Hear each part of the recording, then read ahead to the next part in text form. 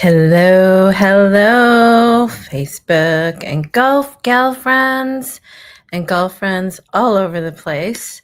Thanks for joining me tonight.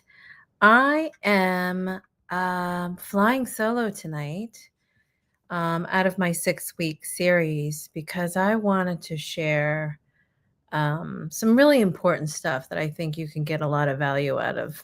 So, are you ready to stay and play with me? I hope so. Tonight, my objective is to lay out the foundation of how golf relates to your life and how your interpretation of your relationship with golf could make you a better player.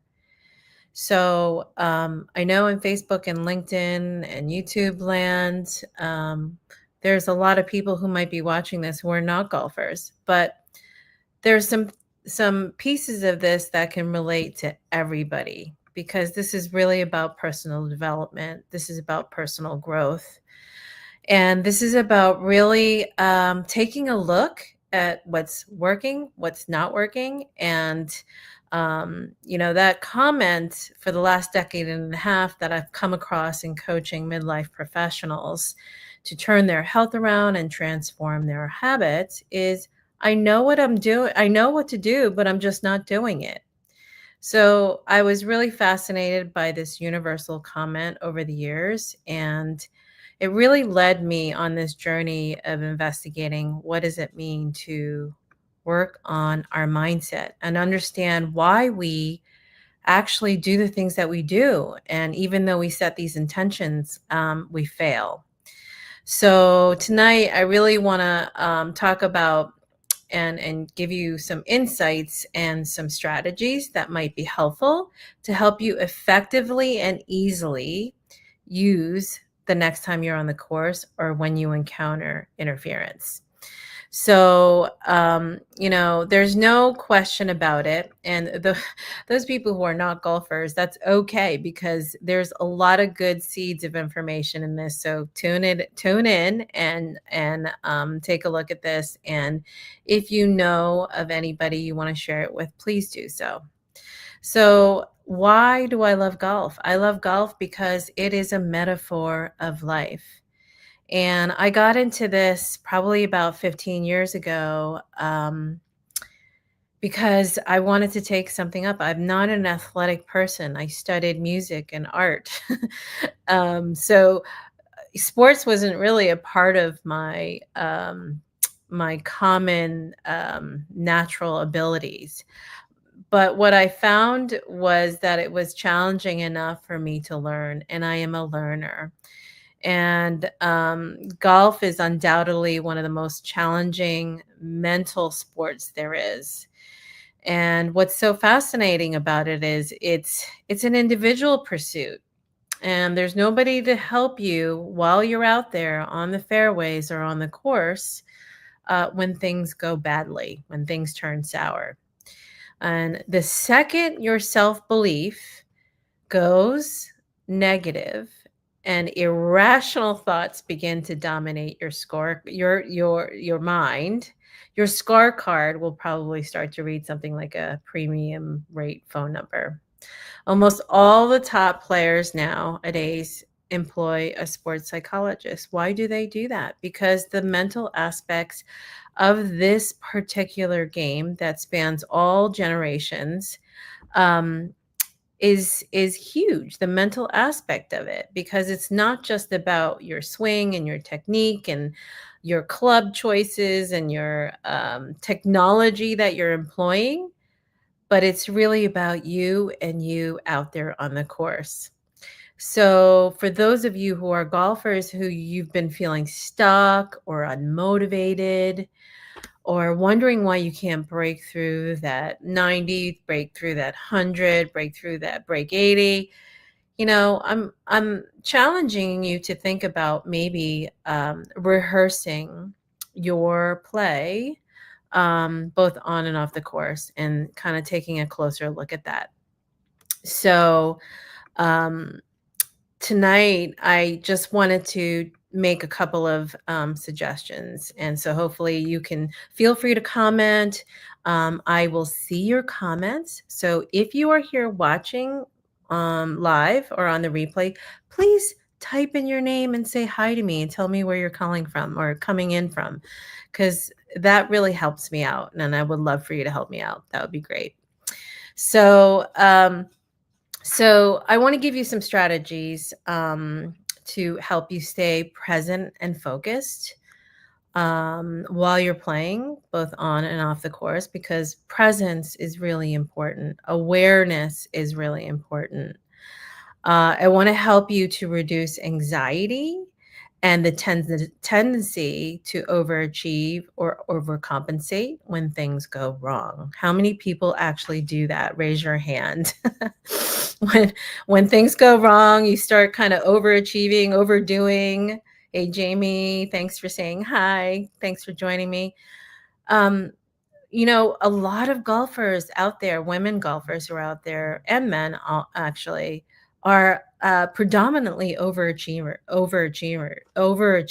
So it's like on the golf course, it's like overachievers anonymous, people who want to win, people who want to be accepted, people who want to lead, who want to be praised.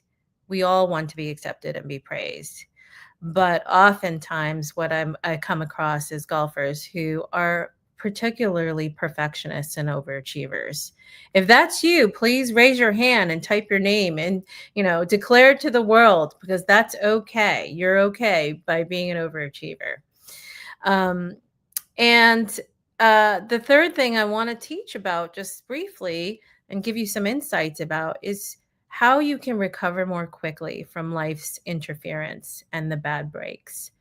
So, how we decide, how we decide, what our reaction is going to be after a bad break or a bad shot or a missed shot or misfire, is critically important. And oftentimes we're not even aware of what we're doing. For the last 15 years, I've been coaching midlife women and men to turn their health around, where they're really on the brink of breakdown, where their health parameters have been kind of giving the red light for a while. The dashboard has been lit up for a while and they've been ignoring it, and they're coming around to start taking care of themselves a little bit more. And one of the things that's so important is just creating awareness and acceptance and knowing that it is time to start taking a look at yourself, taking a look at your habits and what you're doing. And why do we have coaches? So, like, if you think about it, we have golf coaches, we have instructors. We don't know what we're doing. We have blind spots all the time. Even when we're going out to play, we can't see ourselves. And so we're constantly living with blind spots. So having a coach gives us an objective point of view. Having an instructor there gives you a non-biased perspective, without the judgment, without the blame, with all the things that we bring onto the course or in life. And so there's so many parallels between life and golf. It's really a metaphor of life. So, how many seasons have you had? Those seasons where the wind gets knocked out of you because of something that has really badly happened, whether it's a personal injury, whether it's a loss, a personal loss, a relational loss, whether it's illness. So many things we're up against in midlife really requires us to become more and more resilient. And oftentimes people respond differently, where they kind of want to just pull the covers over them and ignore what is really happening.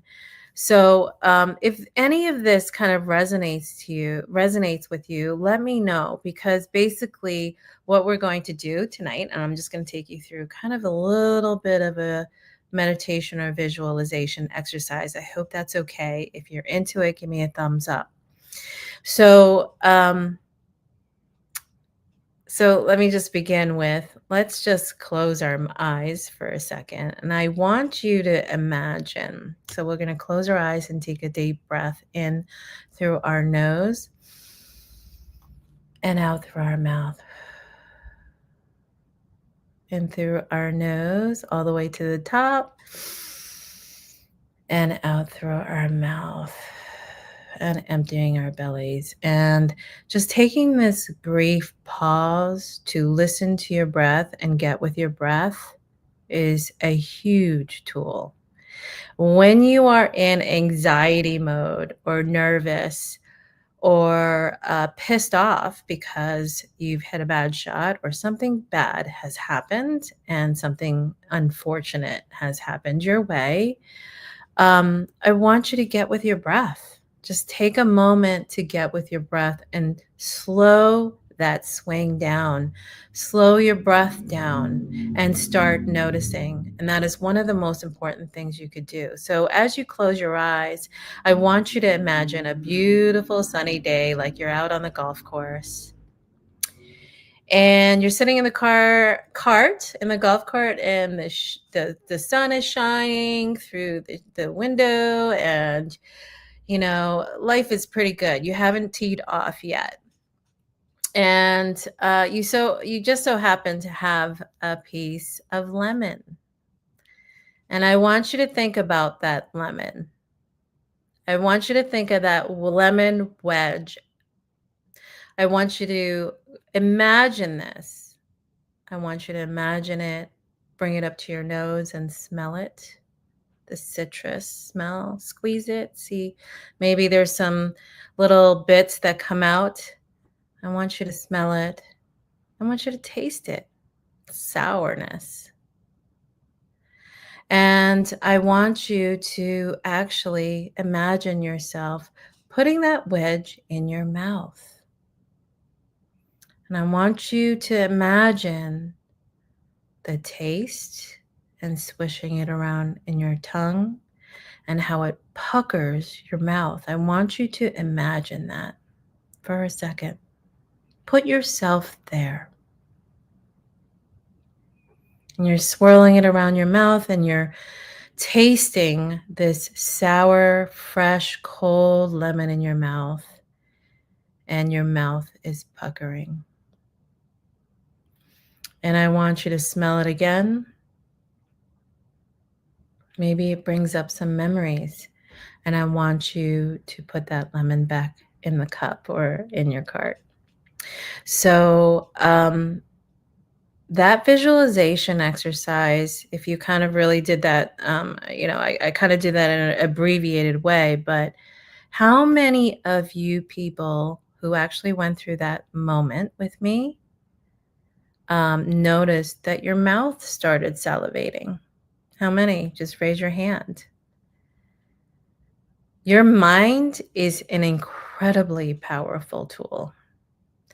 Your thinking is an incredibly powerful tool. We can recreate memories and ideas in our head that are incredibly powerful, almost as if we're sucking on that lemon and our mouth is watering and puckering. We created a physical reaction from our thoughts. Isn't that amazing?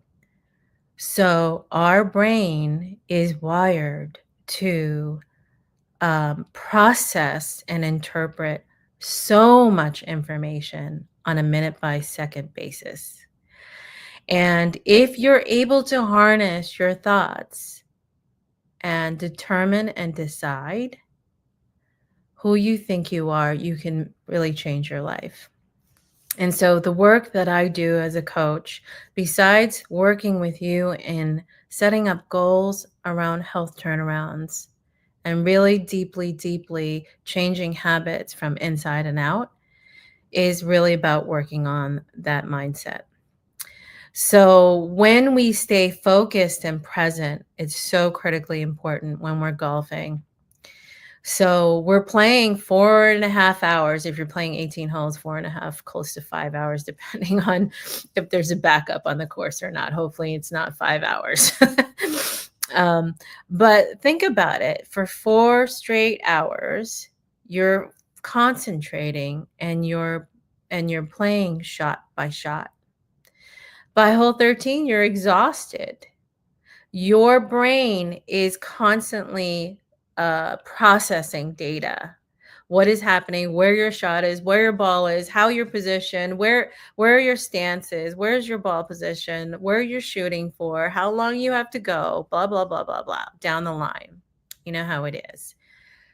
So to sustain that kind of longevity of 4 hours of strict focus and concentration, we really have to break it down. Break down our long term, our short term, or mid range goals, and what's right in front of us right at this moment. The only way you can get to the green is just focusing right now on what you have going on right in front of you. And this is so true in life. We often get so wrapped up in the scores, in winning, or getting to the green, getting to our destination. And what I've learned that golf does for me is it really slows me down because I'm an overachiever too.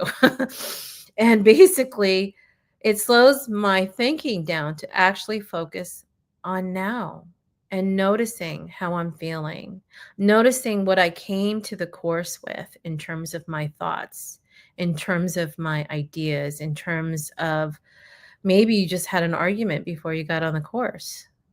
Maybe somebody insulted you. Maybe you were having road rage on the way to the course because you were pulling in on two wheels. Hopefully not, but that happens. So just actually getting super, super ultra present with what is happening right now in front of you. Never mind what's happening outside in the world, no matter how badly things are going. We have to focus on what's here and now. So, when you are setting up goals, and it's important during golf to actually set goals. So, how many of you actually say, "Well, I'm going to bring my two putts down to one putt. All right, I'm not going to score any eights on my card today," or hopefully not that, or I'm not going to score any sevens. I'm not going to score any sixes. It's about bogeys. I'm going to focus on bogeys. So, setting up goals or dropping your handicap index by 10 points or even 2 points, setting up those little mini goals along the way are super critical to helping you feel like you got some wins. And you hear about that all the time. You need to have some wins to build that confidence. It is true. But at the same time, focusing on what is here and now actually can bring you to the next shot. So think about milestones. Think about what are those little mini milestones that you want to achieve, because we're all overachievers. This is Overachievers Anonymous on the golf course here. For those of you who don't golf, you're probably going to be excited to try it out, and I encourage you to do that, especially for women. And I talked with Christina Thompson last week, and she's a total power women advocate uh, for women getting into the game of golf. And I love that too, because we're both aligned on that mission. Because women often get to the first tee box, and what do they think? What are your first thoughts when you get to the tee box? Oh shoot, I'm going to screw this up, or you really want to crush it. And when you want it even so badly like that, it's almost like it doesn't work. How often does that happen? So, my philosophy and what I've been learning is that the best way to approach it is having self compassion and self acceptance and being patient with yourself and trying not to beat up yourself. And I study a lot of Buddhist philosophies as well. And one of the things that comes to mind is staying in the neutral. Staying in the neutral, whether bad things happen or good things happen or whatever it is, not to get overly excited or overly critical, and just staying in the neutral. I would love for you to take that onto the course, or just even when it comes to family problems, relational issues, practice staying in the neutral and see what that does for you without having criticism or judgment and without getting overly reactive. But if you can stay in the neutral, that can be a game changer for you. So one of the things I said was stay present and focus on what's now. Think about your mini milestones and your mini wins of how you're going to get there. And getting into neutral. So in order to reduce this idea of reducing our anxiety and our tendency to overachieve and overcompensate when things go wrong, we must step back. We must step back. One personal story is my dad had terminal stage 4 cancer for 10 years. And probably every 2 years, he was like on the deathbed. He was about to die. And there was a lot of suffering, a lot of pain that was associated with treatments and anxiety. And, I went through years and years of therapy over this, and trauma therapy and hypnosis and all kinds of treatments. But essentially, not that I was crazy, but I needed that support. When things go wrong, many of us overachievers tend to overcompensate. We overdo. We try to fix. We try to do things to overfix and overdo. If that sounds like you, raise your hand or say yes. Type your name in. Let me know. So how can we not overcompensate and overdo and overfix? Is we have to take a step back. So after a shitty shot, we kind of want to go back at it and try to fix that shot, right? We immediately go back at it and we're like, oh yeah, I got to fix that. I got to undo that bad shot. That often happens. I'm telling you from my own personal experience, because that's what I tend to do. But when you take a neutral perspective and take a step back, take a half a minute, 10 seconds to take a step back and get yourself in neutral and get yourself into, I don't need to fix. I don't need to overcompensate. This is the game that I have, and that's okay. It's about acceptance. So instead of, and just accept and say something positive to yourself. I got this. I know what I'm doing. I trust myself. And that's another thing I wanted to mention is we often don't trust ourselves. We don't trust ourselves, and we constantly question ourselves. And where does that come from?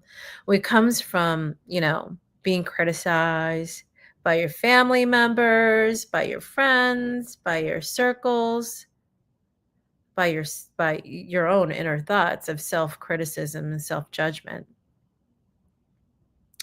But if you're able to take a step back and say, I'm not going to judge myself, I'm okay. I don't need to have the perfect shot, but I'm just going to go with what I feel. And when you get your mindset into feels, into energy, it could be a total game changer. This relates to life also because basically we're constantly judging ourselves and we're not trusting ourselves. Because we've heard the criticism from somewhere else, that's what we become to believe. And what our beliefs are makes us think that's who we are. Because what we say in our mind and our thoughts in our mouth and our, through our, or, our speech, even out loud or whether it's in silence, is what our brain begins to believe. Our brain is a fascinating thing, and I'm so fascinated by this and working with mindset coaches and psychologists and stuff like that.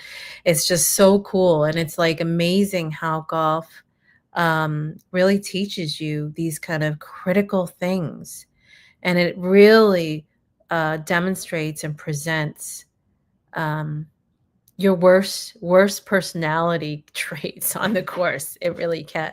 You really learn a lot about somebody on the course. So your reaction is a decision. If you can take a step back, your reaction is not an automatic response, but it becomes a decision. You are who you think you are, and it becomes a decision. When you say to yourself that you're not good enough to get out there, you're not good enough to compete, you're not good enough to play, you're not, you don't belong, that is who you think you are. And you're teaching your brain that is who you think you are. That is that belief that you're setting in stone.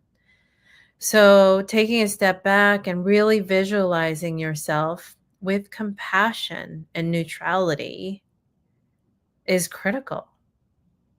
How often do we do that? How often do we immediately go to our automatic response and, quickly try to overcompensate, overfix? And I back to my story about my dad having stage 4 cancer for 10 years, is um, I was constantly reacting, and I was hyper vigilant because I was so afraid of what was going to go wrong. I was so afraid the worst possible thing would happen. And this is the same thing in golf and in life. When we start believing that the worst possible scenario can happen, this is a belief that gets translated into your head, that gets translated into your reactions. So your reaction is a decision. It's not a choice because you get to step back. It's actually a decision. Choices are many. We have many, many choices on a minute by minute daily basis. But when you focus on making a decision, it puts you in the power seat. So, what will you decide right at that moment?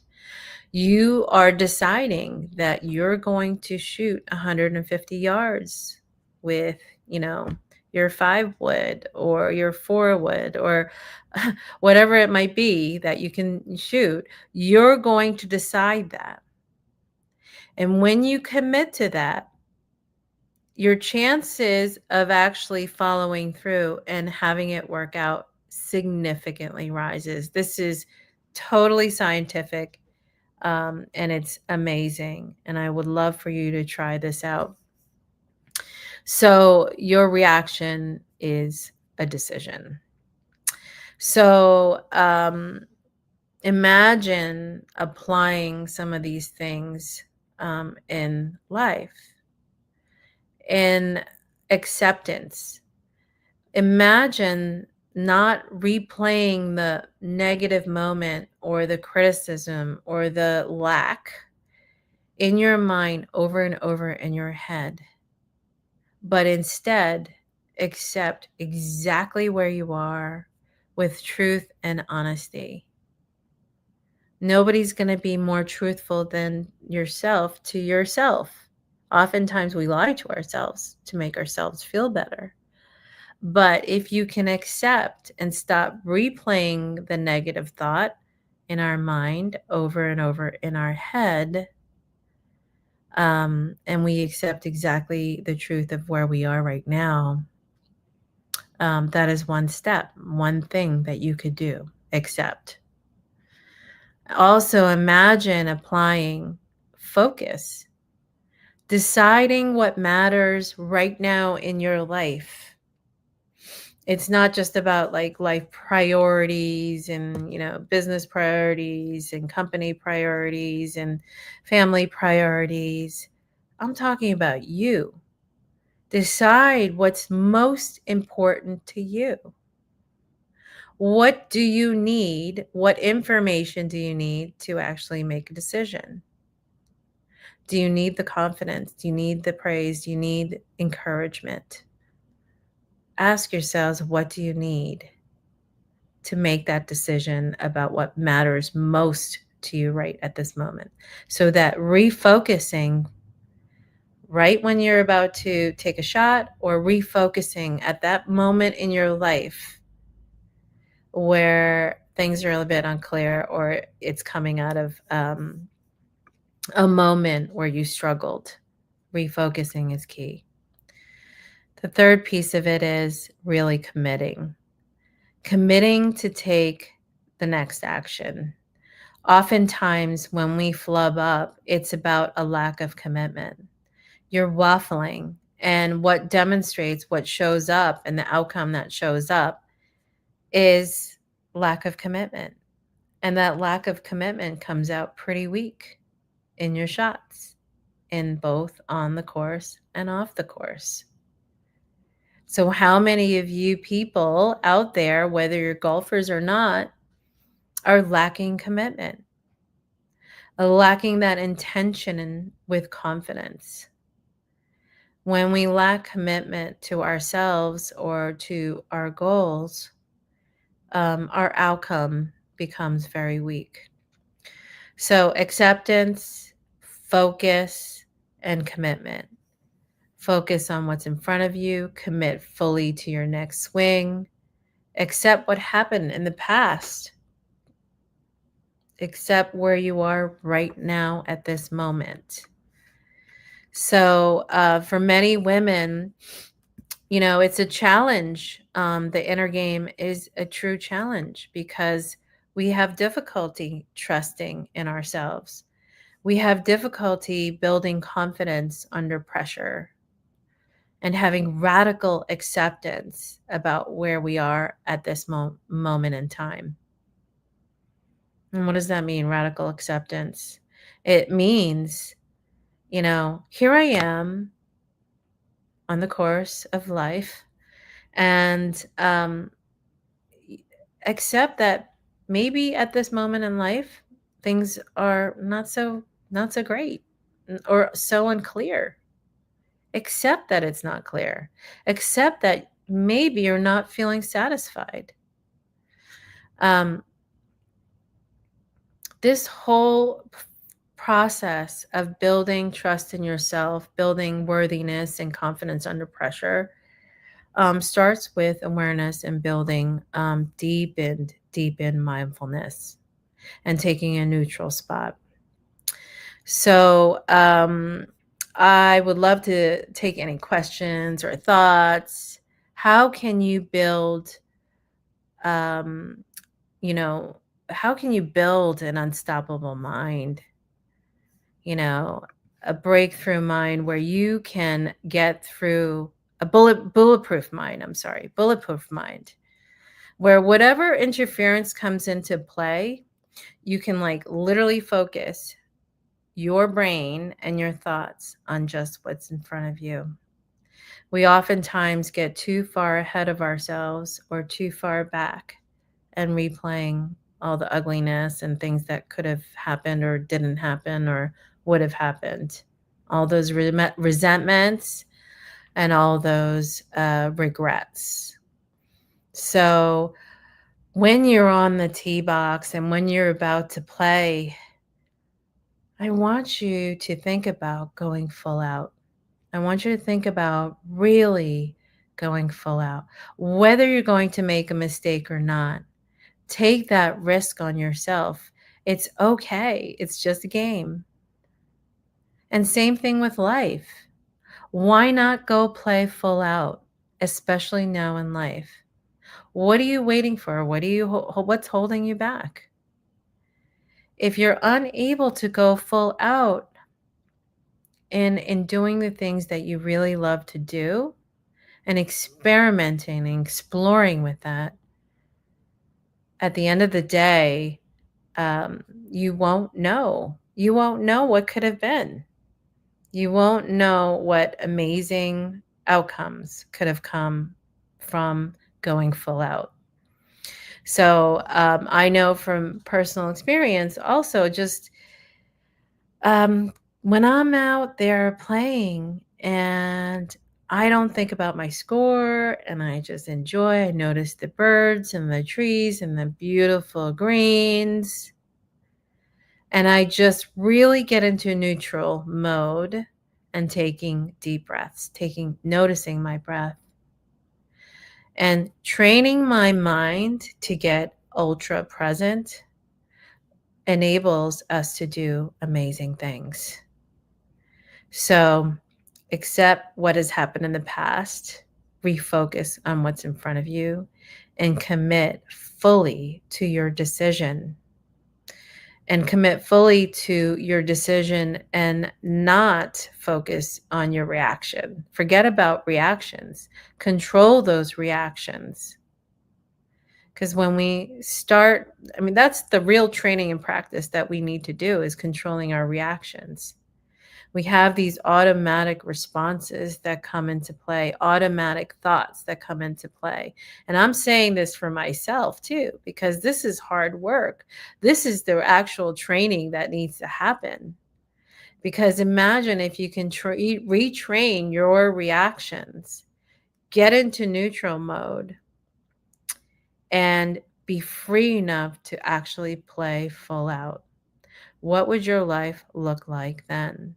If you didn't have limitations in front of you in terms of the mindset and the thinking that the as guardrails, what more is achievable for you? Maybe some things that you would have never even believed could happen. So, thinking back on that initial little exercise of that lemon, your mind is an incredibly powerful tool to hone in and practice in terms of building that resilience and practice building a less reactive thought pattern and instead shifting it to decision making. So it's about a decision one shot at a time. Whatever life setbacks come about, instead of allowing all those setbacks actually to take you off course, actually taking a step back and getting into neutral and making decisions from there. So that is some of the things that um, may or may not resonate with you. I think it would resonate with people who are new to golf or who have been playing golf for quite a while and might be just a great reminder. But truly thinking about practicing building resilience in your mind can affect how you recover from a bad day with your family or your relationship or from business or from work. And it could be really looking at your identity. When you decide who you are, that is who you become. And oftentimes, I've had clients come to me where they're just up in arms because something horrible at work has happened, and they have no control over the situation. Well, you don't have control over many situations. But if you're able to take a step back and get into neutral and re-identify yourself, that is not who you are. That is not who you are in terms of reacting. If you can step back and see yourself and decide that is not who you are meant to be, things begin to change. So Ways to protect your energy is really in positive thoughts. I know it sounds campy and silly or whatever, but practicing positive thoughts, practicing self love and self care, both in the physical, mental, spiritual, and emotional, meaning taking time out of your day, whether it be 10 minutes while you're showering and habit stacking, like while you're brushing your teeth, feeding your mind some positive thoughts throughout the day can really change the way you make decisions, can really change the way you approach life, the way you approach your next shot in life. Um, there's so many analogies between golf and life. And one of the things that we also want to keep in mind is understanding where our power leaks are. If you're unaware of your power leaks, and when I say power leaks, is those areas where you become overly reactive or overly critical and judgmental of yourself. Those are power leaks because basically those thoughts of judgment and criticism and negativity actually affect your physiology. Just as we did that exercise with that lemon, our thoughts can actually affect us physically. And it's so amazing. Like, if you look at people who have terminal illnesses or chronic illnesses, and they have no genetic markers that, that could even make sense that you would come up with a chronic illness like that. You have to think about what are those power leaks that you might have. What's the negativity? What's the judgment? What's the self-loathing, and where did that actually come from? Where did your power leaks come from? That investigation is so key. And oftentimes people go throughout life without really truly investigating. But if you did create some awareness around it, I'm wondering how much more confident you can be, how much more endurance you could have, how much more energy you would have. So think about tools like going onto the first tee box and focusing on really good feelings. Forget about the negative feelings that you just came from, having road rage on the way to the course. But what are the good feelings? Identify with those good feelings when you're performing at your best, when you feel accepted, when you feel loved, and when you feel worthy. Noticing that is huge. So Jamie said, thank you for the session. I use positive self-talk and a powerful pre-shot routine to keep me in the moment. Your mind can only have one thought at a time. That's so true, Jamie. And what you fill your mind with is basically a powerful tool. The self-talk, even though it may feel awkward and weird at first, practicing that self-talk, talking to yourself, I do that quite often.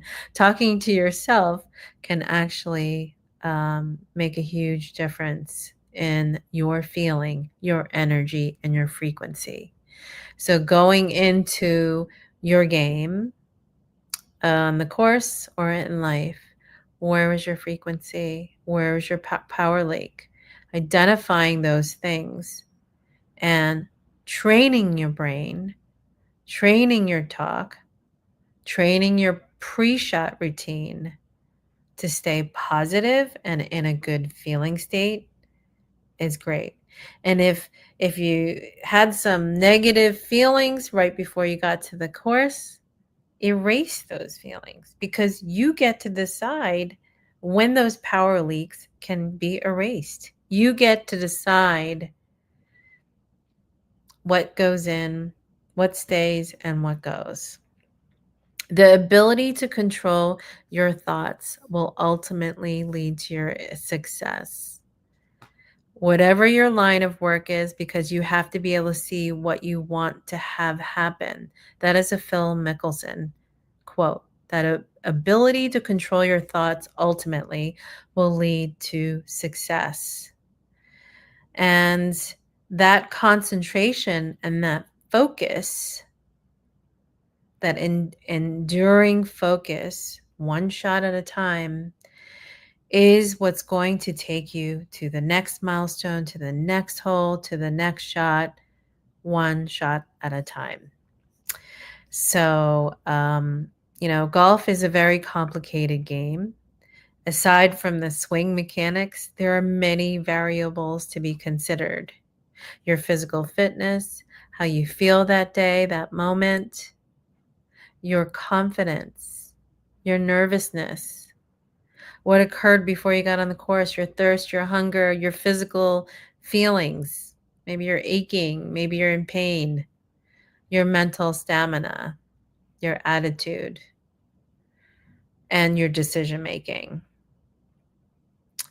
When you are constantly in a state of fear of making a mistake, that is not teaching your brain to become more confident and trusting yourself. So I know it was a little bit all over the place with this little talk, but I just wanted to reach out to you guys and talk about these power leaks that happen to us commonly and how we can sort of begin to overcome and begin to practice a better way of training our mind, training our practice. So it's not just about, going to the range and, shooting 100 balls.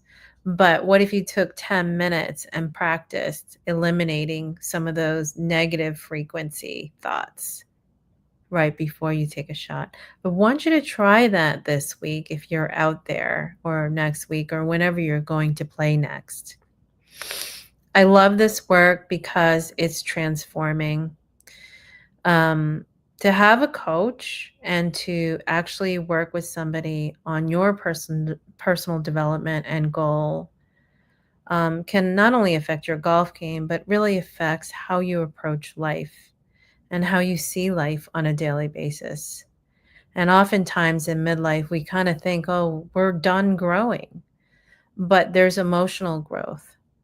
And there's ways to help our nervous system lean into relaxing our nervous system so that we can feel more free. And if you're interested in learning more on how to do that, I would love for you to reach out to me and set up a 30-minute call with me. I'm happy. I would love to share that with you. I'd love to help you see some of your blind spots maybe and be able to overcome some of the lack of confidence or nervousness, or ways of actually getting into calming your nervous system, whether it's before a game or on a daily basis. And we can figure out ways how to incorporate that into your pre-shot routine.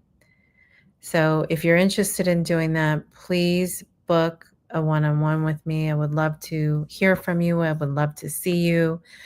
I would love to hear about what you're challenged with, and what you might be struggling with.